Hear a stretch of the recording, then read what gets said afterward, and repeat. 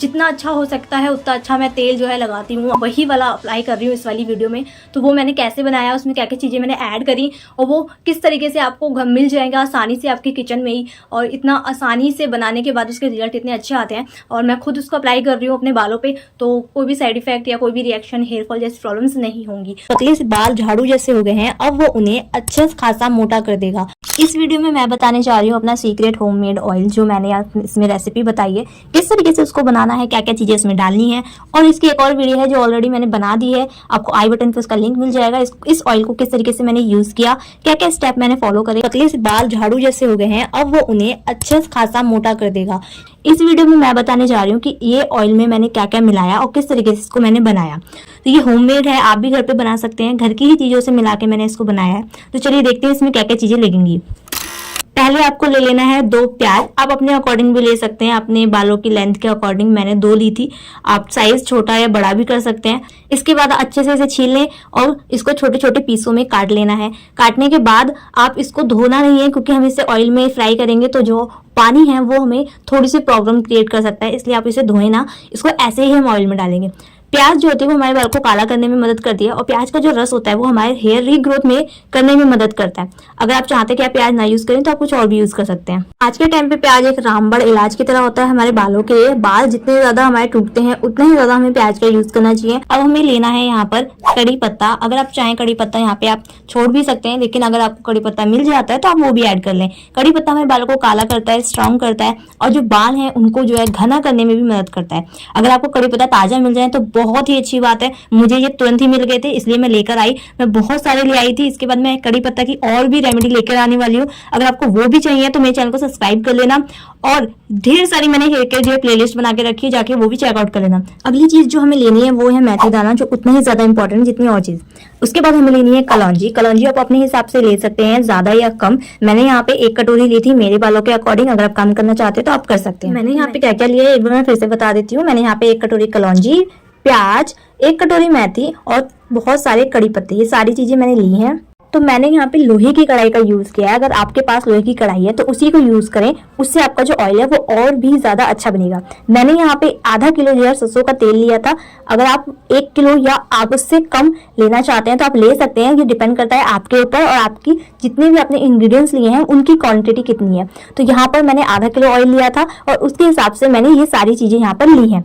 ये सारी चीजें हमारे बालों के लिए उतनी ही ज्यादा इंपॉर्टेंट है जितने आपको आपके बाल, अपने बालों को स्ट्रॉन्ग, घना, मोटा और काला करने के साथ साथ आपको ये भी ध्यान देना है कि उनका हेयर फॉल ना हो। जब तेल अच्छी तरीके से गर्म हो जाए देन उसके अंदर आपको प्याज डालना है। प्याज को आपको जब तक भूनना है जब तक वो थोड़ा सा ब्राउन ना हो जाए, आपको पूरा नहीं जलाना है स्टार्टिंग में ही, क्योंकि जो चीजें हम बाद में डालेंगे उनके साथ भी जो प्याज है वो भुंजेगा, इसलिए आपको सिर्फ 50% तक ही उसको भूंजना है। देन हम अपनी नेक्स्ट इंग्रेडिएंट्स को ऐड करेंगे। प्याज को अच्छी तरीके से भूंज ले। आप देखेंगे कि यहाँ पे उसका कलर जो है वो थोड़ा थोड़ा चेंज आपको दिखेगा, ऑयल जो है वो आपको कलर चेंज करता हुआ दिखेगा।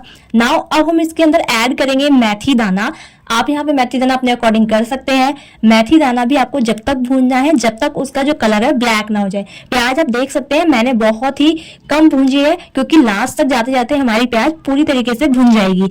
यहाँ पर मेथी दाना जब तक पूरी तरीके से ना भून जाए आपको दूसरी चीज नहीं ऐड करनी है। मेथी दाना काला हो जाना चाहिए और आपको इसी तरीके से इसे चलाते रहना है। अब आप देख सकते हैं कि मेरी जो सारी चीजें हैं वो एकदम ब्लैक हो गई हैं, इनकी मेथी दाना और प्याज का आप रंग देख सकते हैं पूरी तरीके से भुंज गई है। नाउ अब हम ऐड करेंगे अपनी अगली चीज जो है कलौंजी। कलौंजी आपको ऐड करनी है, आपने जितनी दी थी आप उतनी ऐड कर सकते हैं। अगर आपको लगे कि आपका जो ऑयल है वो यहाँ पर ज्यादा जल रहा है तो आप गैस कम भी कर सकते हैं, आपका जो ऑयल है वो उसी हिसाब से बन जाएगा। कलौंजी भी अच्छी तरीके से हमें पका लेनी है। कलौंजी आपको पता नहीं चलेगी वो कब पक जाएगी, क्योंकि वो ऑलरेडी ब्लैक है, हालांकि वो जल्दी पक जाती है।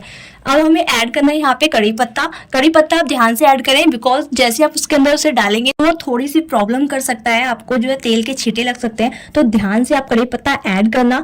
अब हमें कड़ी पत्ता जो है जल्दी से जल्दी पक जाएगा, इसमें ज्यादा टाइम नहीं लगता क्योंकि वो थोड़ा सा पत्ता है। आपको यहाँ पे चलाते रहना है, सारी चीजें मिक्स करते रहना है ताकि एक एक चीज जो है वो अच्छे से भुन जाए। अब सारी चीज का जो कलर है वो आपको ऑयल में दिखेगा कि आपका जो ऑयल है उसका कलर चेंज होता हुआ दिखेगा। 5 से 10 मिनट तक आपको इसी तरीके से चलाना है। आपका जो ऑयल है वो थोड़ा सा खत्म हो जाएगा, आपकी ऑयल की क्वांटिटी जो है वो कम हो जाएगी। यहाँ पर आपका जो ऑयल है वो पूरी तरीके से बन गया। कड़ी पत्ता जो है पूरी तरीके से कड़क से हो जाए, प्याज जो है जल जाए, मेथी दाना, कलौंजी, ये सारी चीजें जो है ब्लैक कलर की हो जाए, तब आपका जो ऑयल है वो बनके रेडी हो गया है।